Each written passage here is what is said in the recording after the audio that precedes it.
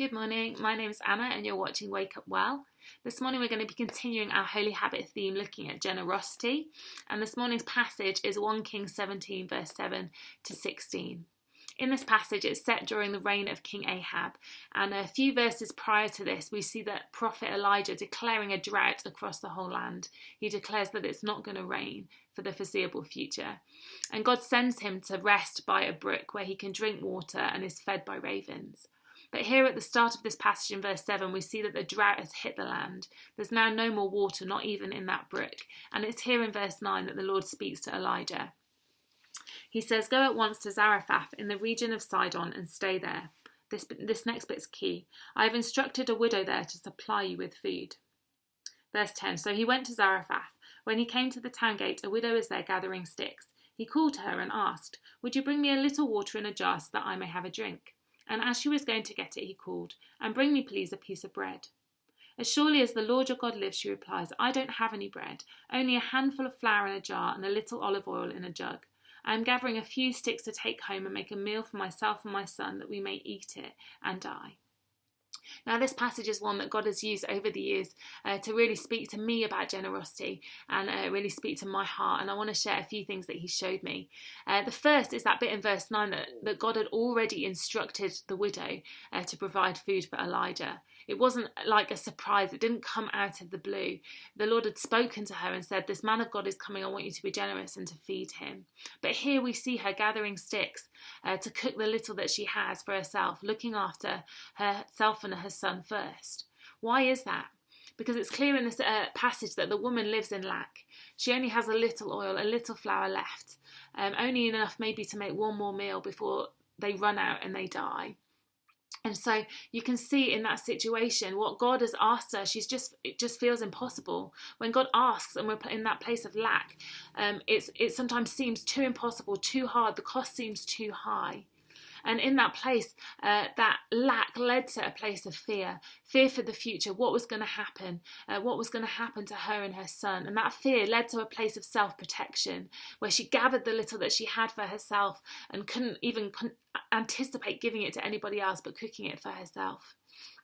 And so here Elijah comes, the man she knew was coming, and he asked her for the food that she knew he was going to ask her for. At this point she could have lied. She could have said, "Oh yeah, I'm gathering all these sticks and to feed you." But she didn't. She was truthful. She said she didn't have enough. She allowed her fear to be exposed before the man of God. And we see his reply in verse 13. Elijah said to her, "Don't be afraid." He spoke into that place of fear. But then he says, "Go home and do as you have said, but first make a small loaf of bread from me, from what you have, and bring it to me, and then make something for yourself and your son." You see, he spoke into that place of fear with such love. He didn't judge her, but he then called her to step out of her comfort zone, to step out of what she felt was impossible, to set the stage for God to do the miraculous and to do the impossible.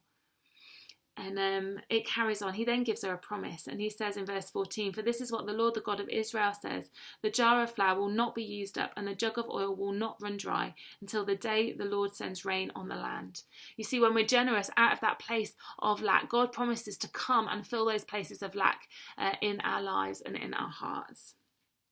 So in verse 15, she went away and did as Elijah told her. The widow, even though she was in lack, even though she felt like the cost was too high, she gave and was generous out of that place of lack and set the scene for the miraculous. For this is what happened. There was food every day for Elijah and for the woman and her family. For the jar of flour was not used up and the jug of oil did not run dry, in keeping with the word of the Lord spoken with Elijah. A miracle happened, and that lack was replaced with abundance in her life. God could have asked someone else. God could have gone to the person that had all the food and said, "Would you give?" But actually he chose a widow who had not enough. Because God loves to show up in our weaknesses. He loves to bring us to a place where we're so dependent on him to do what seems impossible. So I just want to ask you the question today: where is God asking you to be generous?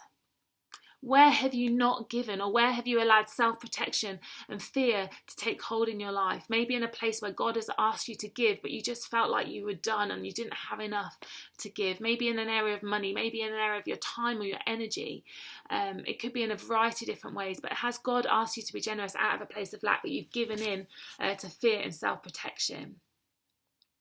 And today, God asks us to be generous anyway. Freely we have received, so freely give.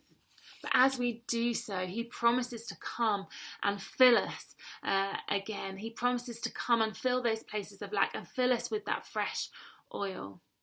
So I encourage you today, whether you're in lack, whether you're in plenty, be generous, because God can do the impossible.